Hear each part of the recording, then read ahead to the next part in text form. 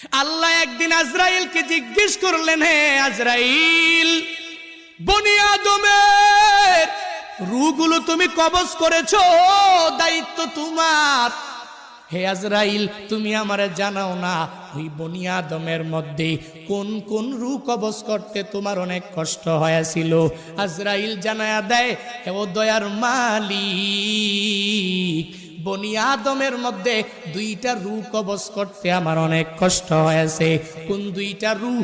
বলে এক নাম্বারে এক আল্লাহর বান্দি মহিলা, বিশাল এক সমুদ্রের মধ্যে জাহাজটা প্লাবনের মধ্যে পড়িয়া যখনই ডুবিয়া যাবে, ওই হালাতে সবাই ডুবিয়া গেল।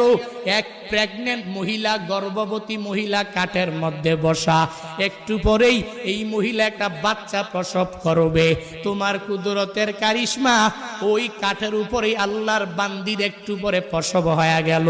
সন্তানটা দুনিয়ার মধ্যে ওই কাষ্ঠের উপরে যখন দুনিয়াতে আসলো, তখনই তোমার অর্ডার হয়ে গেল, হে আজরাইল, যাও এই বান্দির রূহটাকে কবজ করে তুমি নিয়ে চলে আসো। আমি যখন ওই কাঠের উপরে ঝুলন্ত ওই মহিলার রূহটাকে কবজ করার জন্য যখন আমি চলে গেলাম, আমার মনের মধ্যে অনেক কষ্ট ওই সময়ে লেগেছিল।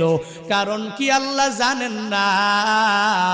কারণ হলো এই কাঠের মধ্যে যে এই বান্দি সন্তানটা, ওই সন্তানের কি উপায় হবে, কই যাবে? কারণ দুনিয়াতে তার মা থাকবে না। মা ছাড়া সন্তানেরা যেই পরিমাণ পাগল পারা হয়ে যাবে, হে বান্দারা, ওই হসপিটালের বেডের মধ্যে গিয়া দেখবেন, ওই জায়গার মধ্যে কত মায়েরা ডেলিভারির সময় দুনিয়া থেকে বিদায় নিয়ে চলে গেল।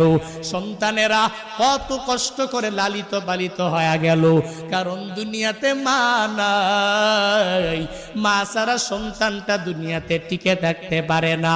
70 বছরের ওই মুরব্বী নিজের মা হারাইয়া কান্দে, চোখের পানি ফালায়া, ওই বাবা হারাইয়া কান্দে।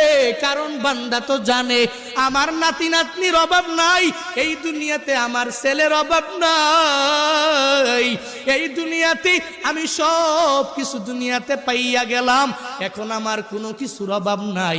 কিন্তু আমার মা ছাড়া আমার এতিম অবস্থা হয়ে যায়, আমার বাবা ছাড়া আমার এতিম অবস্থা হয়ে যায়।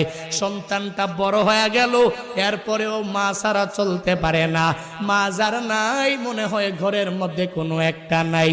যার বাবা নাই, ওই বান্দা পূর্ণাঙ্গ ভাবে বলতে পারে, মনে হয় ঘরের মধ্যে টাকা আছে, সন্তানেরা আছে, বউ আছে, স্ত্রী আছে, পুত্রবধূ আছে।